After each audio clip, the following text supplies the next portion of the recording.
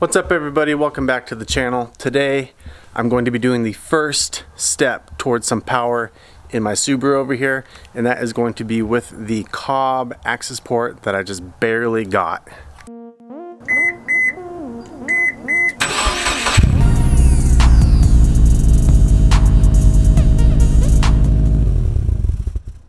So I got this thing on Craigslist today. It was actually kind of an unbelievable deal. The person just really wanted it gone, so they priced it super low. But when I looked at it, it kind of made sense a little bit why it was still a really good deal. The face on this thing's broken. It looks like they tried to paint it.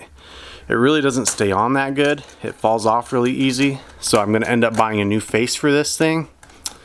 And it also didn't come with a mount. So I went and got this thing from O'Reilly's. It was just 15 bucks, and it's a window suction. That's kind of what I like. So that's what I ended up getting. And the cord, I believe the V3s for this car is supposed to be a 90-degree outlet from the connector, but this one's obviously straight. Now, before I bought it, I plugged it into the car. I made sure that this thing was unmarried from the previous car and that this cord worked before I purchased it. So I know everything's gonna go okay, and let's go ahead and put it in and give this car a flash.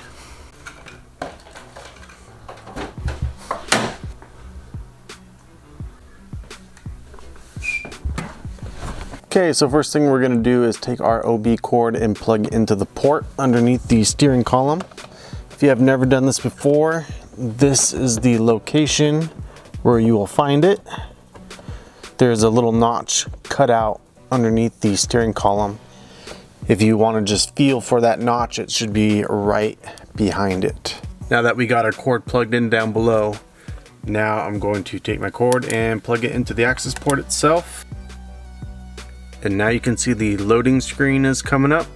Subaru logo coming in there. And now we are going to install. Going to hit the plus install button. Now my freaking case is coming off. Take my key, put that in the on position. With the key in the on position, I'm going to confirm that this is my vehicle, 2012. Okay.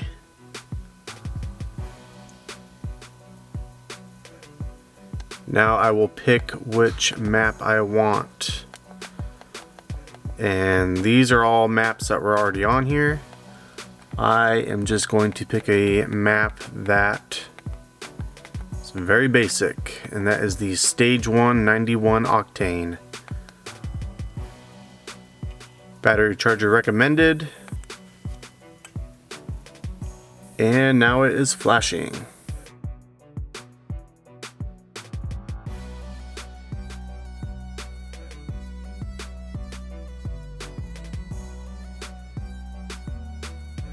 Okay, now it is done with the flash. I'm going to turn my car to the off position, and I'm going to continue.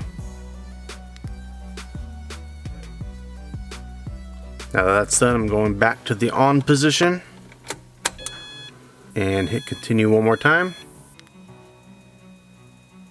Right now it is resetting the ECU learning, and we are all done. Okay, now that I'm done flashing everything onto the ECU, I like to just give the car a little start. So I'll put it in the on position and I'll just let it sit there for just a few minutes while everything is just kind of booting up. And then we'll start it up. With that part out of the way, now I'm going to install the window bracket and put the AccessPort mounted on the windshield.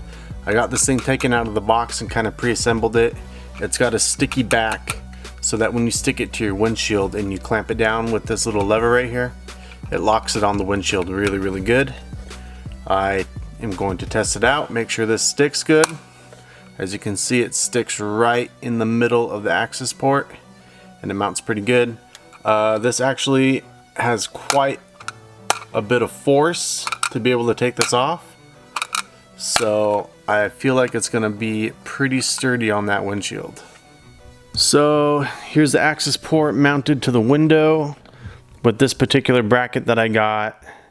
This is kind of how it sticks out and how it looks the windshield.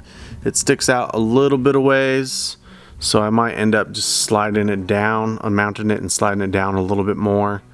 But otherwise it looks pretty good. Now I'm going to take my cord and I'm going to route it through here somewhere to get it up to that point. I was looking this over, kind of thinking about how I wanted to route my cord up around here to get to that. And the first thing I was thinking was making the cord come out from here and then kind of hugging up the side to connect there. But I don't really like that because of the fact that the cord could get pinched in here maybe, I don't know. And I don't like the fact that there could be like a ton of cord hanging out. I don't really want all these wires exposed.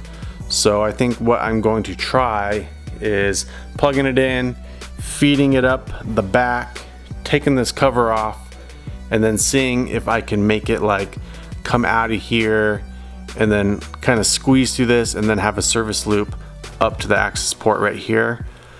That way I don't have a ton of wire exposed, and it shouldn't be that difficult to get it out if that's something I had to do.